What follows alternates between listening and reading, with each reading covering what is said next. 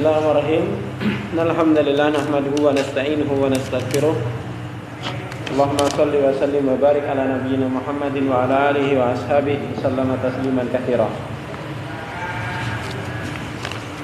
Nah, ya ikhwah, kembali kita lanjutkan mengambil faedah membaca kitab fikih Manhajus Salikin wa Tawdih al-Fiqh fiddin karya Syekh Abdurrahman bin Nasir As-Sa'di rahimahullah ta'ala. Terakhir pembahasan kita sampai bab syuf'ah. Ya, selesai bab syuf'ah, selanjutnya adalah bab apa? Wakaf, ya. Babul waqfi. Bab tentang wakaf. Ya. Assalamualaikum. Waqfun ini masdar dari apa? Waqafa yaqifu waqfan. Apa artinya waqafa yaqifu? Berhenti. Kenapa wakaf dikatakan waqafa yaqifu? Ya karena memberhentikan statusnya. Memberhentikan statusnya dari kepemilikan. Dari kepemilikan pribadi. Terus dibuka pintu-pintu kebaikan untuk dimanfaatkan oleh orang banyak. Yang istilahnya nanti apa? Tasbil, sabbala yusabbilu, tasbil. Apa tasbil? Tasbil itu membuka pintu-pintu pemanfaatan sebanyak-banyaknya. Maka istilah para ulama terkadang wakaf itu dengan sebutan tasbil. Ya, tasbil itu membuka kesempatan kepada orang banyak untuk memanfaatkan sebuah aset itu dengan semaksimal mungkin. Itu tasbil. Ya, kata sabil, sabil itu kan jalan. Sabbala berarti apa? Membuka banyak jalan. Ya, tasbil. Kemudian di sini mu'alif memulai dengan menyebutkan definisi atau pengertian wakaf. Ya, dibaca Mas Rahmat. Bismillah, qala al-mu'allif wa huwa tahbisul asli wa tasbilul manafi'i. Apa artinya? Dan wakaf adalah tahbis. Tahbis ya, Pak? Bukan.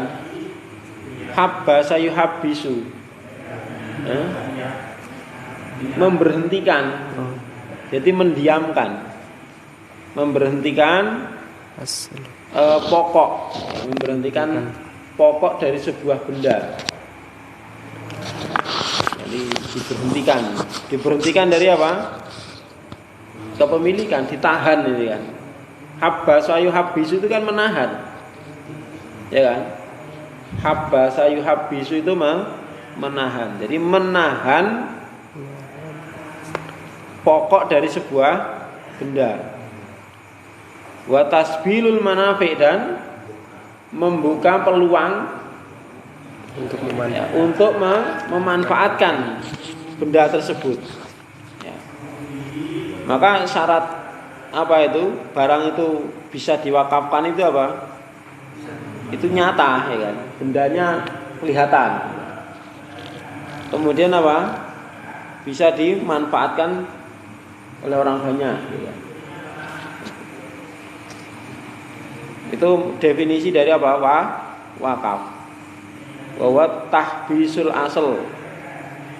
Pokok itu ya bisa tanah, bisa mobil, tergantung barang yang diwakafkan. Jadi asal itu adalah pokok barang, ya. Pokok barang yang diwakafkan itu istilahnya adalah asal. Ya, istilahnya adalah asal. Wa tasbil dari sabbala yusabbilu, tasbil itu membuka jalan sebanyak-banyaknya untuk mengambil manfaat dari barang wakaf tersebut. Lanjut Mas Rahmat. Wa huwa min afdhalil qurbi wa huwa min afdhalil qurabi wa anfa'uha idza kana ala jihatin birrin wasalama wasalima minadh-dhulmi li hadisi idza matal abdu in qada'a amaluhu illa min salasin sadaqatin jariyatin au ilmin yuntafa'u bihi au waladin salihin yad'u lahu. Rawahu Muslim. Artikan. Dan wakaf termasuk ibadah yang paling afdol dan paling bermanfaat jika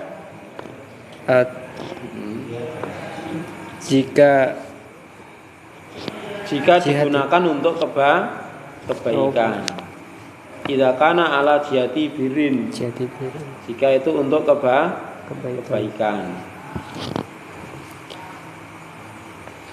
Dan selamat dari kezaliman. Berdasarkan hadis, jika seorang hamba mati, terputus amalnya kecuali dari 3 hal: sedekah jariyah atau ilmu yang bermanfaat, atau anak yang soleh yang mendoakannya. Ya. Jadi disebutkan oleh Syekh di sini bahwa wakaf itu termasuk ibadah yang afdal, ibadah yang termasuk ibadah yang paling afdal. Kenapa? Karena awet. Ya, karena apa? Pahalanya terus mengalir selama terus digunakan. Maka pernah saya mendengar sebuah riwayat itu, tidak ada seorang sahabat mengatakan ma minna illa waqafa. Tidak ada satupun di antara kami yang tidak wakaf. Semua sahabat itu pernah wakaf. Apa saja. Ya, ada seorang sahabat mengatakan ma minna illa waqafa. Ya, tidak ada dari kami satupun yang tidak wakaf. Semua para sahabat itu pernah wakaf. Entah apa, pokoknya entah barang apa, pokoknya pernah wakaf. Ya kan? Entah cuman senjata, entah cuman mungkin baju perang atau yang lain, pernah wakaf. Seperti itu menunjukkan apa? Semangatnya para sahabat dalam kebaikan. Ya, padahal sahabat itu banyak kan. Dan itu sahabat mengatakan tidak ada satupun dari kami itu yang tidak wakaf. Semuanya pernah wakaf. Ini. Dan di sini beliau katakan bahwasanya wakaf itu merupakan perkara yang ibadah yang paling afdal dan paling bermanfaat. Syaratnya apa? Jika untuk kebaikan dan tidak ada kedzaliman. Tidak ada kedzaliman. Kalau ada kedzaliman maka ya tidak bermanfaat. Bahkan apa? Ibadahnya bisa tidak sah. Contoh misalnya, dapat warisan dari orang tua, punya tanah warisan dari orang tua, padahal belum dibagi ahli warisnya, langsung diwakafkan oleh satu pihak. Padahal kan harus cari dulu ahli warisnya, harus kumpul, minta persetujuan, gitu. Kalau ini misalnya diwakafkan, ridho semua atau enggak? Itu enggak langsung diwakafkan, maka itu ada kezaliman di situ. Ya, seperti ini tidak menjadikan ibadah itu bermanfaat. Justru di situ ada kezaliman. Maka syaratnya kata beliau apa? Untuk kebaikan 1, 2 tidak ada unsur kezaliman. Ya, tidak ada unsur kezaliman. Apa dasarnya bahwasanya wakaf merupakan ibadah yang afdal? Hadis yang masyhur ya. Hadis yang masyhur bahwasanya amal yang awet, yang langgeng itu 3. 1 apa? Sedekah jariyah. Sedekahun jariyatun. Ya, wakaf termasuk apa? sedekah jariyah. Kenapa? Selalu dimanfaatkan. Selama dia itu bisa dimanfaatkan, maka pahalanya terus ngalir. Apalagi kalau membangun masjid, masya Allah ya. Maka orang wakaf untuk membangun masjid semangat rata-rata. Karena apa? Ya rata-rata tempat kebaikan ya masjid. Ya, masjid itu tidak bisa dipungkiri merupakan tempat terbaik di muka bumi. Ya walaupun ada sih orang yang berbuat tidak baik di masjid mesti ada, tapi kan sedikit presentasinya, ya kan? Daripada di tempat yang lain. Ya. Orang mau berbuat buruk di masjid, ya. Mau berbuat maksiat di masjid, kan itu kan? Jadi ketika di masjid itu keinginannya untuk berbuat baik lebih daripada tempat-tempat yang lainnya. Sehingga sangat dianjurkan untuk bersemangat dalam wakaf, terutama di dalam membangun dan memakmurkan masjid, ya kan. Termasuk wakaf masjid tidak hanya bangunan ya, bisa fasilitas-fasilitas yang lainnya, bisa karpetnya, ya kan. Dan sarana-sarana sound sistemnya, lampunya, boleh wakaf lampu boleh. Lampu masjid mati lah, saya wakaf lampu boleh, ya kan? Jadi ketika itu niat sudah termasuk wakaf ini, ya kan? Masjid kelihatan kotor, saya wakaf alat kebersihan, sudah itu termasuk wakaf juga. Ya, jadi tidak mesti wakafnya itu berupa satu bangunan utuh, enggak. Ya kan? Bisa misalnya, oh ini panas sekali saya wakaf kipas angin, bisa. Dan itu dapat pahala semua, ya kan? Dapat pahala semua, masya Allah. Yang kedua, ilmu yuntafa'u bihi. Apa maksud ilmu yuntafa'u bihi? Ilmu yang selalu diajarkan dan diamalkan. Makanya masya Allah ya, Rasulullah itu orang yang paling banyak pahalanya. Kenapa? Semua kebaikan umatnya beliau dah dapat pahalanya. Maka hendaknya kita bercita-cita menjadi apa? Mu'allimil khair, orang yang mengajarkan kebaikan. Karena kalau kita mengajarkan dan menunjukkan pada kebaikan, maka kita akan mendapatkan pahala seperti orang yang melakukannya. Orang yang kita ngajari pada orang lain, kita juga dapat multi level pahalanya, ya kan. Tapi kan kalau multi level mungkin ngurangi jatahnya bawahnya, nek pahala kan enggak. Jatahnya yang orang yang kita tunjukkan masih utuh 100%. Ya kan? Masih utuh. Nek multi level mungkin bisa saja apa? Ngurangi sedikit-sedikit, dikurangi berapa persen gitu ya. Kasihkan atasnya. Nah ini enggak. Ya. Orang yang diajari utuh pahalanya. Ya kan? Pahalanya utuh 100%. Dan yang ngajari dapat 100% juga. Lah kok bisa ya? Allah Maha Kaya, Allah Maha Kuasa, dan Allah Maha Pemurah. Seperti itu. Yang ketiga, awaladun solihun yada'u, anak soleh yang mendoakan dirinya.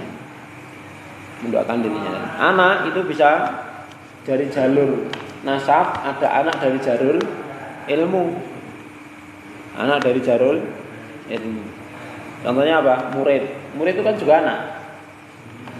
Ya, anak tapi dari jalur ilmu. Ya, dari jalur, bukan dari jalur nasab. Maka kalau jadi seorang pengajar, masya Allah itu anak-anaknya kan, murid-muridnya akan mendoakan guru-gurunya. Dan ilmunya ketika diamalkan, didakwahkan, guru-gurunya juga akan mendapatkan pahalanya. Maka bersemangatlah kita di dalam mengajarkan kebaikan. Walaupun kepada 1-2 orang, siapa tahu 1-2 orang yang kita ajari, kita tunjukkan kebaikan itu nanti dia punya murid banyak. Bisa jadi. Ya kan? Walaupun kita mungkin nggak ngajar banyak orang, kita mampunya ngajar 1-2 orang, 3 orang, ngajari TPA, Iqra, ya kan, misalnya gitu.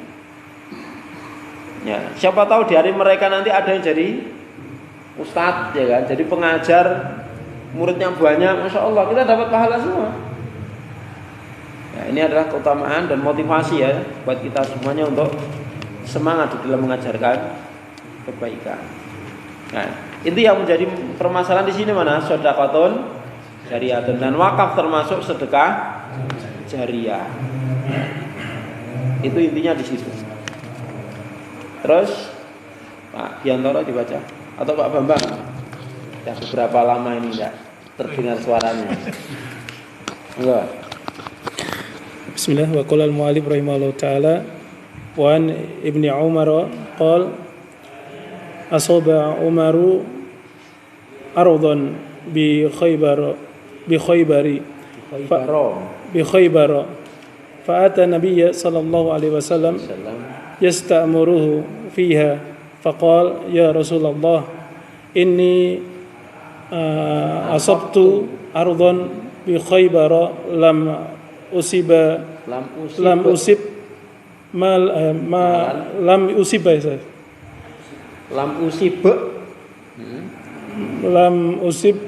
malan qatun huwa anfasu indi minhu qal in syi'ta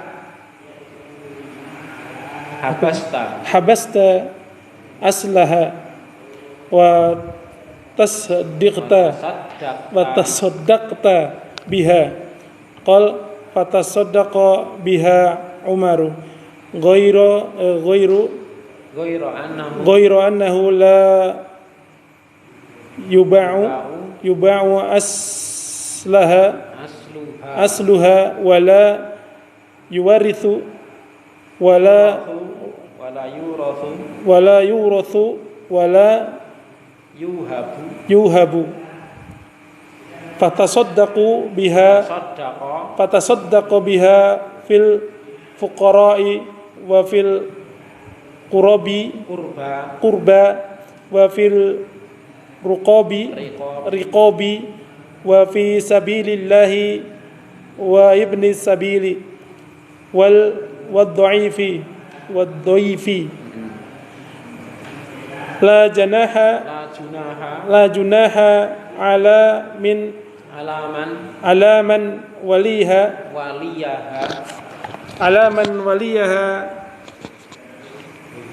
an yakula minha bil ma'rufi wa yut'ima sadiqan ghaira matsamuli mutamawilin malan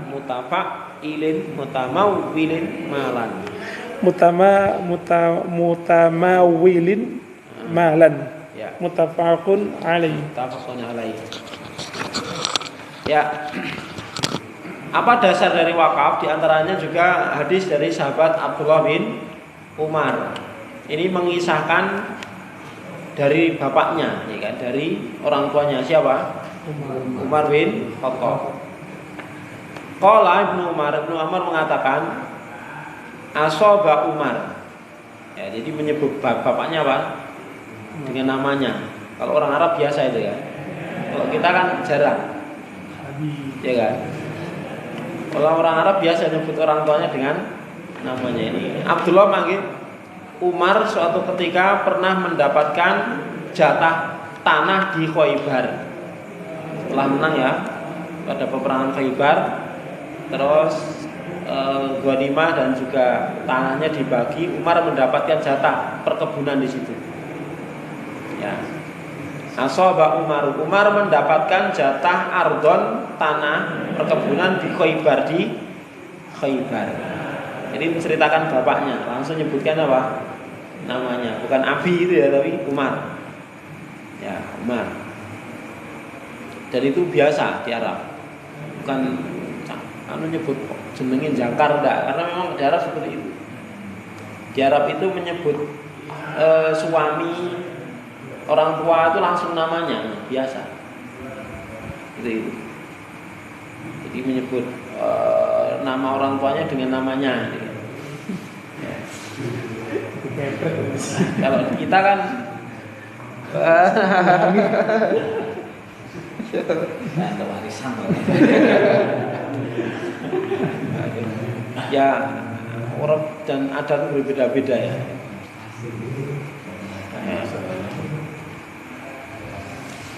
Terus fa'atan Nabi, lalu beliau mendatangi Nabi SAW yastakmiruhu, meminta apa? Nasihat, mau diapain itu tanahnya. Mohon arahan dari Nabi, minta perintah, minta dawuh kalau bahasa kita. Yastakmiru itu apa? Minta dawuh tanahnya buat apa? Masya Allah ya, seorang Umar. Jadi minta nasihat Rasul, tanahnya itu cocoknya buat apa, yang terbaik buat Umar. Faqala, maka Umar pun mengatakan, wa ya Rasulullah, saya mendapatkan sebidang tanah di Khaybar, tanah yang aku belum pernah mendapatkan harta sedikit pun sebelumnya yang lebih berharga menurutku dari tanah itu. Artinya apa? Jadi Rasulullah, saya dapat bagian tanah di Khaybar, tanah yang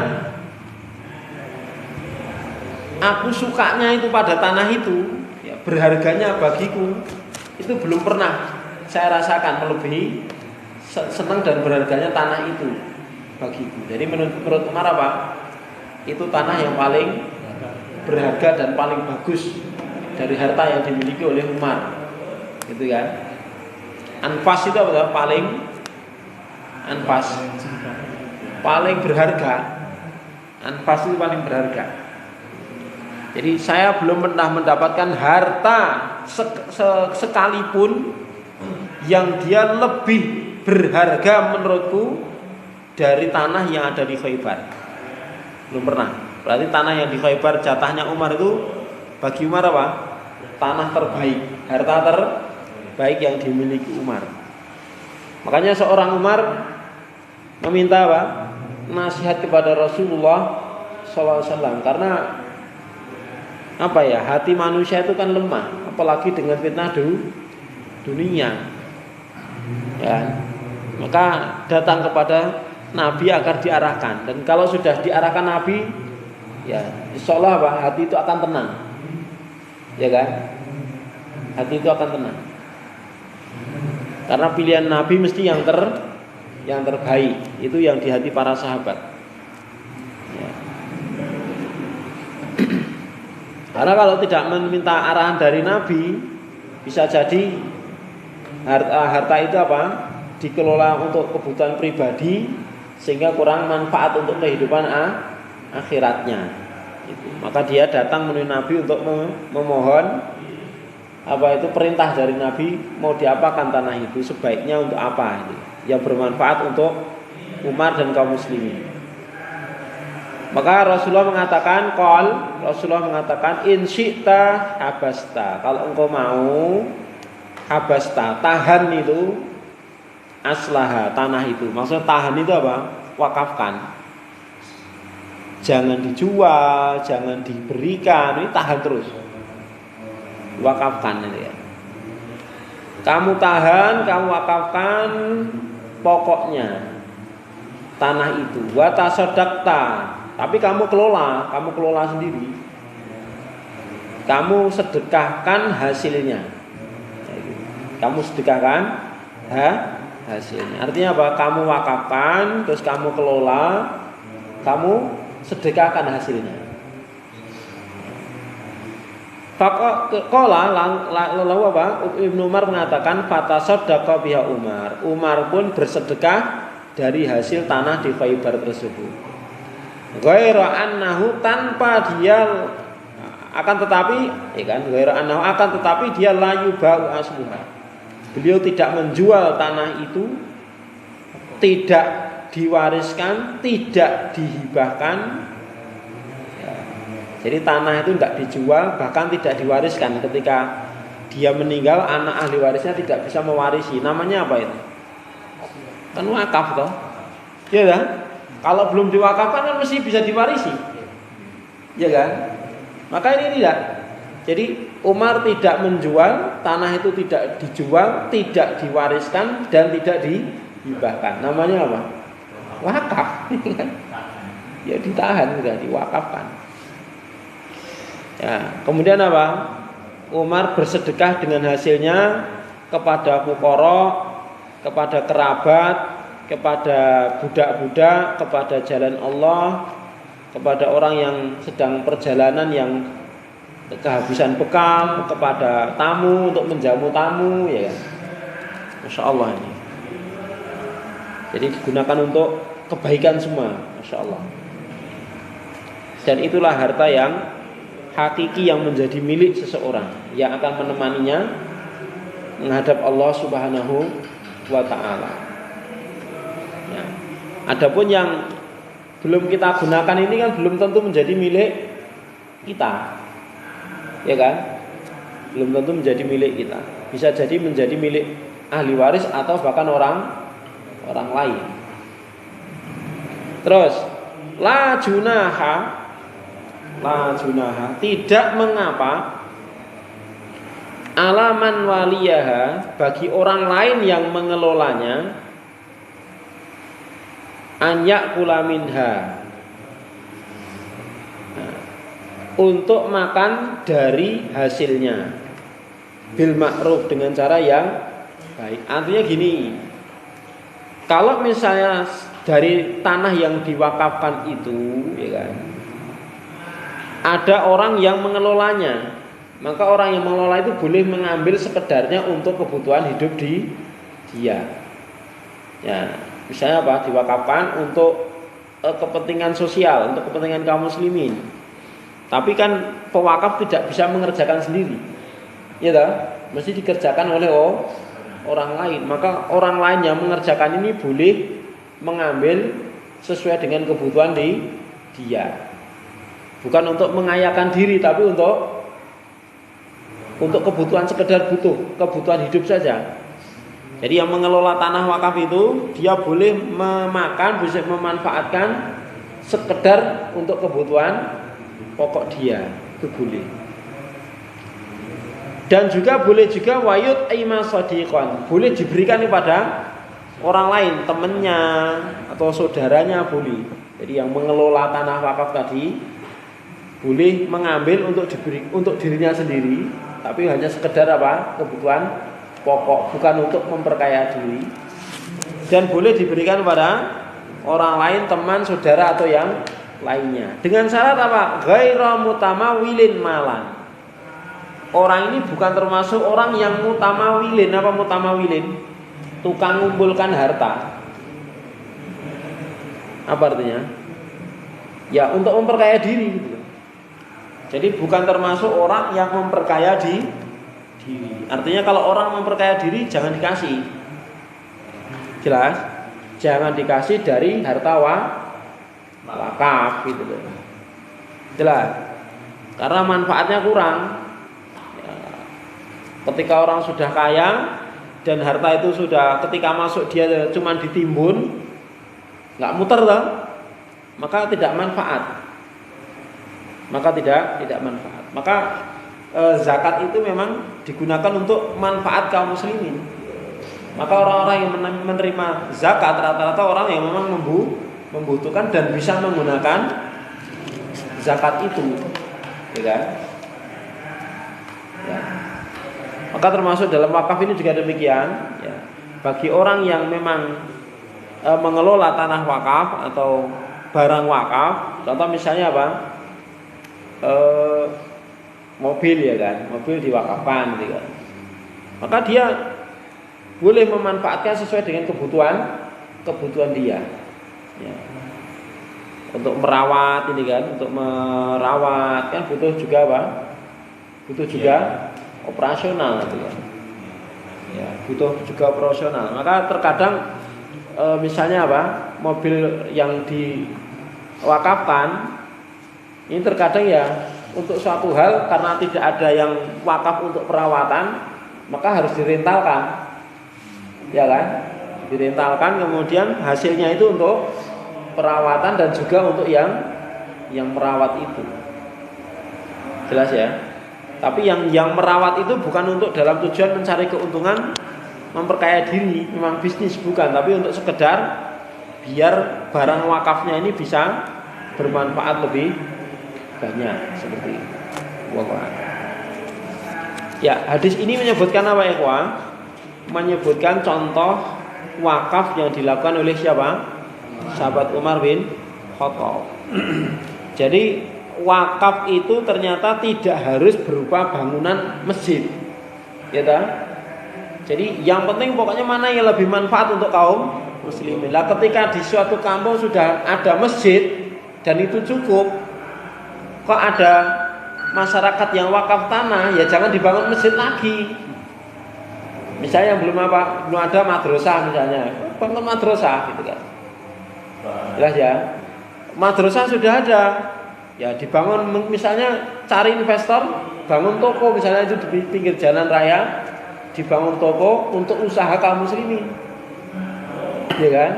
Itu bisa.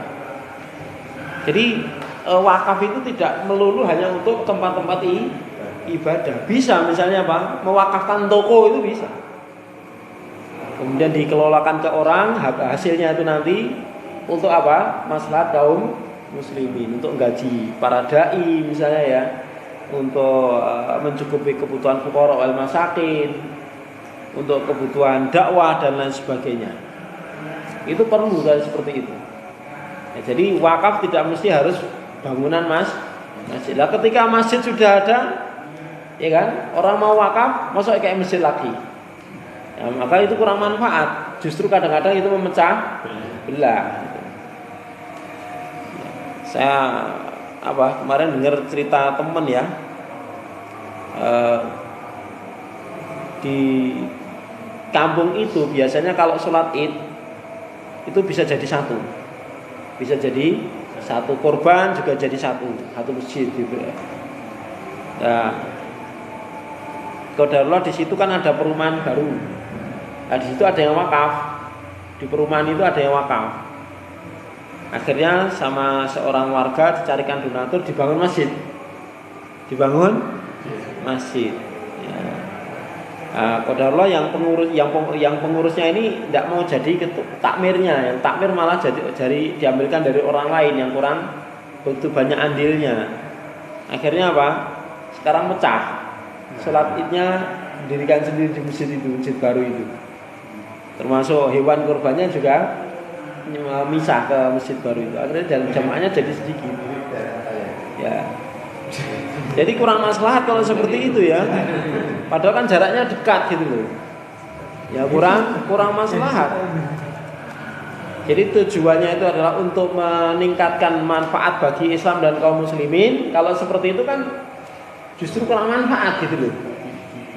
Iya kan? Justru kurang manfaat. Jadi tidak mesti wakaf itu harus masjid. Contohnya Umar nih kan. Ini kan dapat tanah yang itu sudah ada kebun kurmanya. Kamu sudah dikelola dan itu diwakafkan itu loh. Wakaf perkebunan bagus. Sawit misalnya. Karet misalnya, kopi misalnya, kelapa misalnya. Bisa itu, bagus ya. Dan itu untuk menopang apa? Ekonomi kaum muslimin dan untuk kebutuhan jihad fisabilillah. Besar sekali manfaatnya itu. Ya kan? Untuk memberikan mukafaah atau imbalan para doa itu Masya Allah ya kan? Untuk kegiatan-kegiatan dakwah itu besar sekali manfaatnya kalau ada seperti itu. Ya.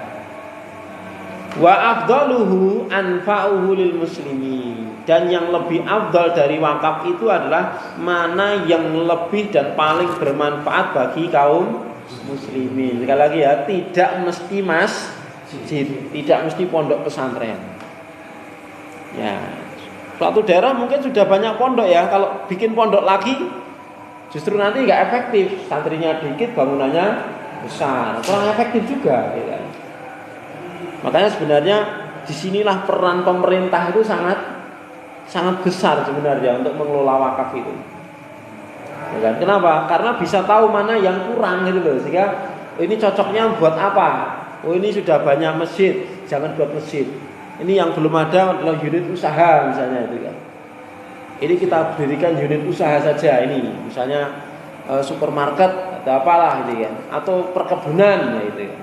Atau lahan pertanian ya. Itu yang paling bisa mengelola ya pemerintah itu, atau lembaga-lembaga yang memang sudah besar. Gitu ya. Itu sebenarnya peran pemerintah sangat sangat besar sekali di sini untuk pengelolaan wakaf. Karena yang Pak lebih tahu manfaatnya, yang maslahatnya lebih banyak kan pemerintah di sini, ya kan. Walaupun lembaga kadang-kadang ya bisa, cuman kalau skupnya umum maka ya pemerintah dalam hal ini. Wa yanaqidu bil qauli wal fi'li dali alal waqfi. Dan wakaf itu yanaqid itu apa? Diterima, sah. Sah sebuah wakaf itu dengan adanya ucapan. Apa contohnya? Saya wakafkan tanah saya ini. Saya wakafkan rumah saya ini. Saya wakafkan mobil saya ini. Saya wakafkan dan seterusnya. Saya wakafkan kitab-kitab saya ini. Saya wakafkan perkebunan saya ini dan seterusnya. Itu dengan ucapan. Atau bil fi'li, atau dengan perbuatan seperti apa? Yang dilakukan Umar tadi. Umar tidak mengatakan, tapi apa? Prakteknya itu sudah wakaf. Contohnya misalnya apa? Misalnya seseorang di situ belum ada masjid, dia beli tanah, dia bangun masjid, kemudian masjid itu dipersilahkan digunakan oleh kaum muslimin. Maka secara status itu sudah wakaf. Ya kan, bil fi'li.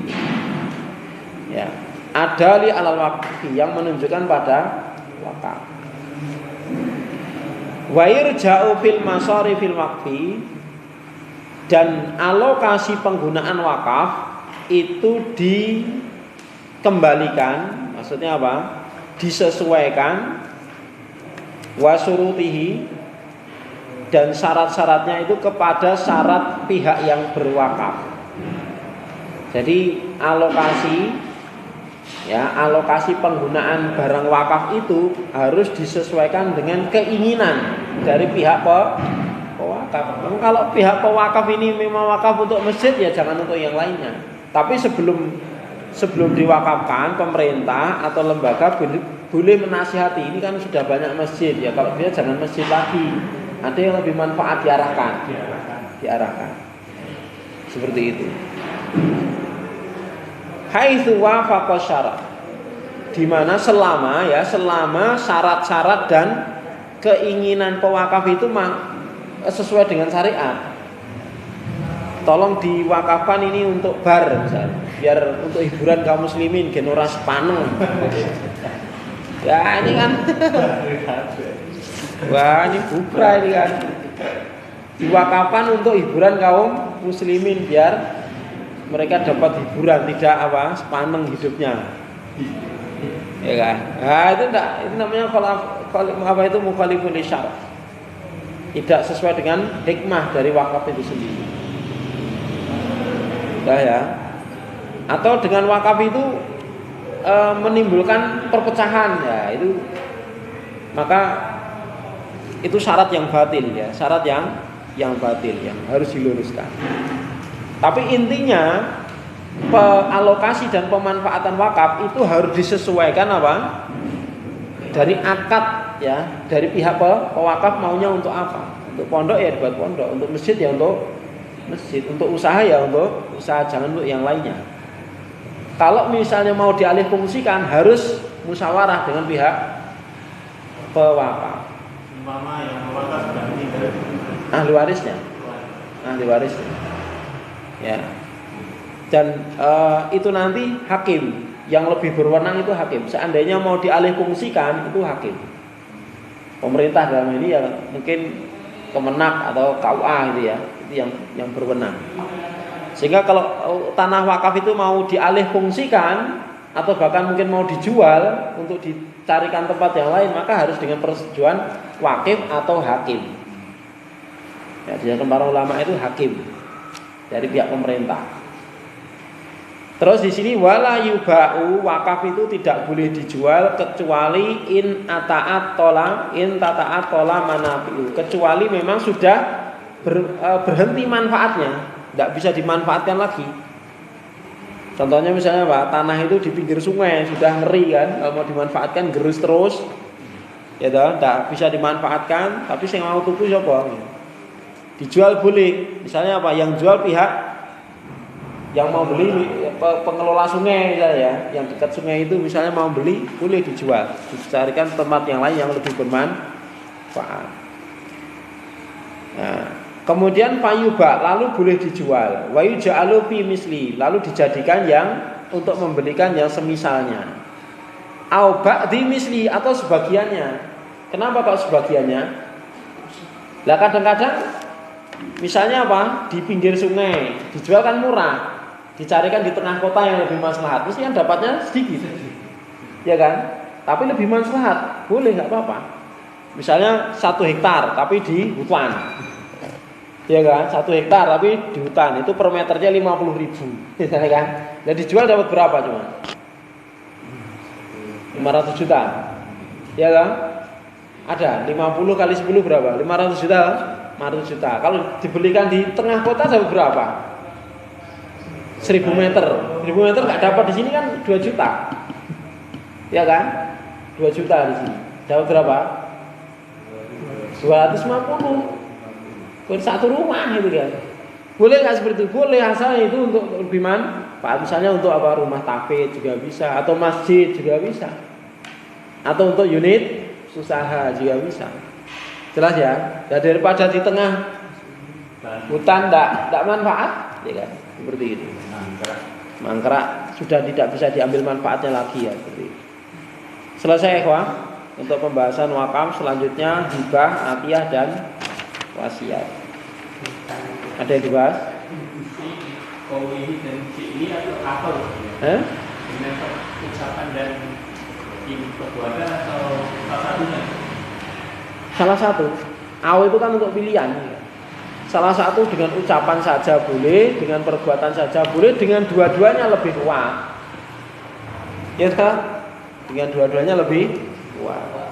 Ya. Di sini dua. Maksudnya? Itu pakai wangi. Oh, tidak apa-apa. Salah satu bisa. Jadi tidak harus dua-duanya ada.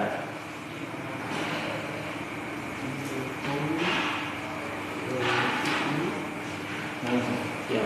Kalau makamnya itu sebagai syarat untuk jual beli itu syarat untuk jual beli.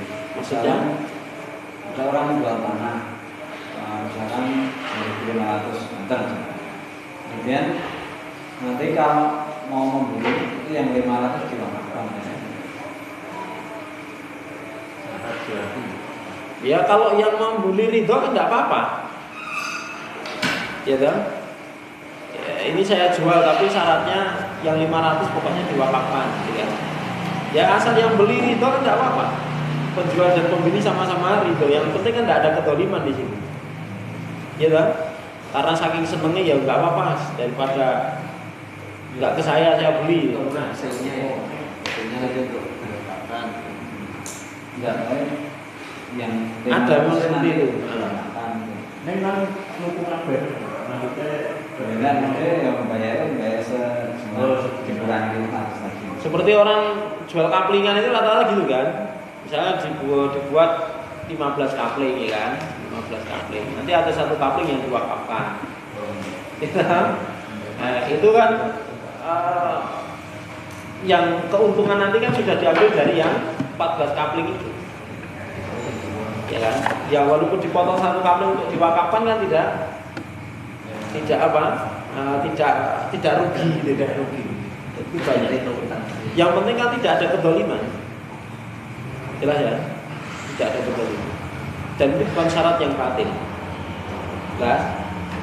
Syarat yang batil adalah menghalalkan yang haram, mengharamkan yang halal. Itu syarat yang batil. Wallahu a'lam. Demikian sallallahu alaihi wasallam. Alhamdulillah. Assalamualaikum warahmatullahi wabarakatuh.